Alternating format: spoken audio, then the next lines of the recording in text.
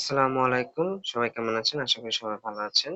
আজকে ক্লাস 2 20 টা ভোকাবুলারিতে। তো আজকে আমরা দেখব যে এই 20 টা ভোকাবুলারি আমরা কিভাবে আমাদের প্রয়োজনীয় কাজে অথবা পড়ালেখায় যেখানেই পাই আমরা বুঝতে পারি মিনিংটা কি। চলুন এবার আসা যাক। আমরা প্রথম থেকে পড়তে থাকি, হ্যাঁ? Play with ideas. প্রথম যেটা লুক ওভার, পরীক্ষা করা, পর্যালোচনা করা অর অথবা ভালো করে দেখা। এক্সাম্পলও দেওয়া আছে, যেমন please look over the report. অনুগ্রহ করে রিপোর্টটি ভালো করে দেখা। তখন আমরা জানতে পারি যে লুক ওভার তো ভালো করে বা একবার তীক্ষ্ণভাবে পর্যবেক্ষণ করা। তারপর হচ্ছে রিমোট, দূরবর্তী। এক্সাম্পল দেওয়া আছে, যেমন এ রিমোট ভিলেজ, দূরবর্তী গ্রাম। We travelled to a remote village in the mountain. আমরা পাহাড়ের একটি দুর্গম গ্রামে ভ্রমণ করেছিলাম।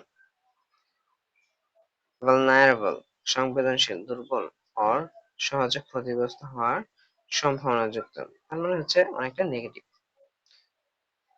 যেমন এক্সাম্পল এখানে দেওয়া আছে, ডিপেন্ডিং অন কনটেক্সট, মানে ডিপেন্ড করে যে এটা এই টেক্সটটা মানে কোন প্রসঙ্গে লেখা। ইমোশনালি vulnerable, মানসিকভাবে সংবেদনশীল। ফিজিক্যালি vulnerable, শারীরিকভাবে দুর্বল বা ঝুঁকিপূর্ণ।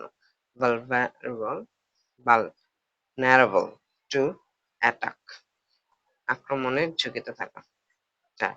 ফ্রাগাইল, ভঙ্গুর, something that is easily breakable or delicate. নাজুক can also mean fragile, especially for emotional or sensitive situations. Example, the glass is fragile, মানে ভঙ্গুর, যেটা সহজে ভাঙা যায়, মানে ভাঙাটা পসিবল, চাইলেই আমরা ভাঙতে পারি। She is in a fragile emotional state, সে মানসিকভাবে নাজুক অবস্থায় আছে। 5. প্রিভেইল, প্রাধান্য লাভ করা বা জয়ী হওয়া, যেমন ট্রুথ উইল প্রিভেল, সত্য প্রাধান্য লাভ করবে বা জয়ী হবে।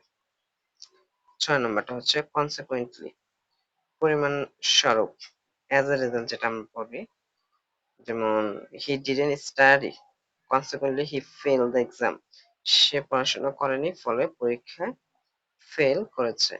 এখানে অনেকগুলো এক্সাম্পল প্রতিটা ওয়ার্ডের দেওয়া আছে, আমরা শুধু একটা করে বলবো যাতে আমাদের সংক্ষিপ্ত সময়ে বিষয়টা আমরা বুঝতে পারি। ড্রাউন টু, আকর্ষিত হওয়া বা মুগ্ধ হওয়া, যেমন ধরেন she is drawn to music and art, সে সঙ্গীত ও শিল্পকর্মের প্রতি আকর্ষিত। 5. ইন্ডিজিনিয়াস, স্থানীয় বা আদিবাসী। আদিবাসীটা প্রায় ইউজ করা হয় ইন্ডিজিনিয়াস, যেখানে দেওয়া আছে জিনিয়াস পিপল অর ট্রাইবেটস। এক্সাম্পল দেওয়া হয়েছে যে, যেমন দেখেন, the indigenous people have live in the forest for countries, আদিবাসীরা এই বনাঞ্চলে শতাব্দী ধরে বসবাস করছে। Legion has a few meaning depending on the context. Here's how it translates and is used.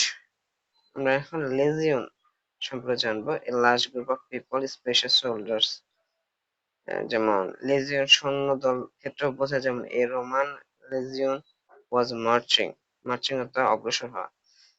যে রোমান সেনাদল অগ্রসর হচ্ছিল। লার্জ নাম্বার অফ এনিথিং, মানে অনেক কিছু, মানে যেটা অনেক বড়, যেটা অগণিত। যেমন হিজ ফ্যান আর লেজিয়ন, মানে তার ভক্ত সংখ্যা অগণিত, মানে অনেক বেশি। তারপর হচ্ছে রেন ভিগোরেট, পুনরায় সক্রিয় বা উজ্জীবিত করা, বা নতুন করে প্রাণ সঞ্চার ঘটানো। যেমন কোনো একটা জিনিস অফ হয়ে গেছে, সেটাকে আমরা পুনরায় কাজ করা বা পুনরায় সঞ্চালন করা। যেমন ধরেন এক্সাম্পলে দেওয়া আছে যে the government plans to reinvigorate the economy, সরকার অর্থনীতিকে পুনরায় উজ্জীবিত করার পরিকল্পনা নিয়েছে। তারপর হচ্ছে ইন্টিগ্রেট, একত্রিত করা, অন্তর্ভুক্ত করা বা সম্পৃক্ত করা। যেমন এক্সাম্পল আমরা দেখতে পাই যে এখানে দেওয়া আছে প্রথমটায়, the new students were quickly integrated into the class, নতুন ছাত্রদের দ্রুত শ্রেণীতে অন্তর্ভুক্ত করা হয়েছে অথবা একত্রিত করা হয়েছিল। তারপর হচ্ছে রেজাল্ট, এই যে এটা আমার প্রায় সমস্যা হইতো, আমি বুঝতাম না তখন আর কি, পরে আমি বোঝার পর আমি আজকে যতটুকু বুঝেছি ততটুকু আপনাদের বোঝানোর জন্য আর কি লেখা এখানে। তার এখানে হচ্ছে যে রেজাল্ট ইন, ফলস্বরূপ কিছু ঘটানো। হ্যাঁ, দেখেন এখানে এক্সাম্পল দিলে আমরা ভালোভাবে বুঝতে পারবো যে heavy rain can result in flood, ভারী বৃষ্টির ফলে বন্যা হয়েছে, মানে হ্যাভি রেইনের কারণে যে রেজাল্ট যেটা, এটা কি হচ্ছে, বন্যা। এখন যে ফ্রম, এটা হলো রেজাল্ট ফ্রম, কোনো কিছু ফল হিসেবে ঘটানো হয়, যেমন এটা উল্টা করি, ফ্লোডটা কেন হয়েছে, মানে বন্যাটা কেন হয়েছে, হ্যাভি রেইনফল মানে result from rain, heavy rainfall মানে হ্যাভি রেইন থেকে ফ্লোডটা মানে বন্যাটা হয়েছে। যেমন এখানে রেজাল্ট কারণ, ফলাফল মানে রেজাল্টের কারণটা পরে থাকে, আর রেজাল্ট ফ্রম কারণ সামনে থেকে, ফল মানে যে কারণ সেটা পরে থাকে। তারপর রেনেসাস, পূর্ণ জাগরণ, the Renaissance change Europe art and science, পূর্ণ জাগরণ ইউরোপের শিল্প ও বিজ্ঞানকে পরিবর্তন করেছিল। আচ্ছা, এক্সপ্লয়েট, এক্সপ্লয়েট তো শোষণ করা, আমার মতে দেখি লেখা, হ্যাঁ শোষণ করা।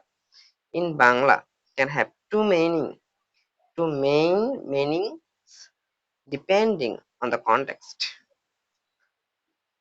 এক্সাম্পল দিলে আমরা ভালো বুঝতে পারবো, যেমন ধরেন the company exploited poor workers, company গরিব শ্রমিকদের শোষণ করেছে। হ্যাঁ ভাই, আজকাল প্রতিনিয়ত প্রতিটা কোম্পানিতে এমন হয় শ্রমিকদের সাথে, কম বেশি আর কি, এক্সেপশনাল তার rare. A brave or impressive achievement, less common art, বীরত্বপূর্ণ কাজ বা কর্তৃত্বপূর্ণ কাজ। His exploits in battle became legendary, তার যুদ্ধে তার বীরত্বপূর্ণ কাজ কিংবদন্তি হয়ে উঠেছে। হ্যাঁ, বীরত্বপূর্ণ, হ্যাঁ হ্যাঁ, যেমন ম্যানেজমেন্ট লেভেলে বীরত্বপূর্ণ কাজ করে আবার নিচের শোষণ করার মাধ্যমে, এটা বলাই যায়। গ্রাফিটি, দেয়ালে আঁকা লেখা বা চিত্র, বা প্রাচীর লিখন, দেয়াল চিত্র। মানে গ্রাফিটি, এটা আমি আপনার ডেইলি স্টার থেকে, ওই যে আগামী ঈদুল ফিতর, সরি ওটা মনে হয় আজহা হবে, যাই হোক, তো ঈদের সামনে ঈদের কি 3 ধরনের নোট পাবলিশ হবে, যেমন 20 টাকা, 50 টাকা, 1000 টাকা। যেখানে আমাদের যে জুলাই আপরাইজিং, যেটাকে বলে জুলাই মাস আপরাইজিং, মানে গণ অভ্যুত্থানের যে দৃশ্যগুলো, ওগুলো আর কি তুলে ধরা হবে যার মাধ্যমে। যাই হোক, যেমন এটা এক্সাম্পল করে পড়ে নিই আমরা, there is a lot of graffiti on the city walls, শহরের দেয়ালগুলোতে অনেক প্রাচীর লিখন দেখা যায়। 16 নম্বর যেটা, মিন্ট, টাকার কড়ি তৈরি সহকারী কারখানা, অর মুদ্রা তৈরির কারখানা। New coins are being produce at the mint, নতুন মুদ্রার মিন্ট তৈরি করা হচ্ছে। এক্সার্ট, প্রয়োগ করা, চাপ প্রয়োগ করা, চেষ্টা করা। যেমন he exerted pressure on the door to open it, সে দরজাটি খুলতে চাপ প্রয়োগ করলো। হ্যাঁ, তা আনডিউ মানে অযথা, অতিরিক্ত বা অপ্রয়োজনীয়, যেমন আমি মাঝে মাঝে ভিডিওতে অপ্রয়োজনীয় অনেক কথাই বলে ফেলি, এর জন্য আমি দুঃখিত। হি showed undue anger at small mistake, সামান্য ভুলে সে অযথা রেগে গেল। হুম, embark on, আরম্ভ করা, যাত্রা শুরু করা বা কোনো কিছু উদ্যোগে নামা। The government has embarked on new a new development project, সরকার একটি নতুন উন্নয়ন প্রকল্প শুরু করেছে।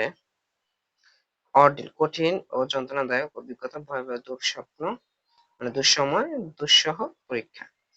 She went through a terrible ordeal during the flood, বন্যার সময় সে এক ভয়ঙ্কর দুঃসময় পার করেছে। অর্ডিল তো আপনারা জানতে পারেন দুঃসময়। আজকে আমাদের এতটুকুই। তো আশা করি আপনারা ভিডিওতে অনেক শিখেছেন, আর পরবর্তী ভিডিওর জন্য ধন্যবাদ। দেখা যাক।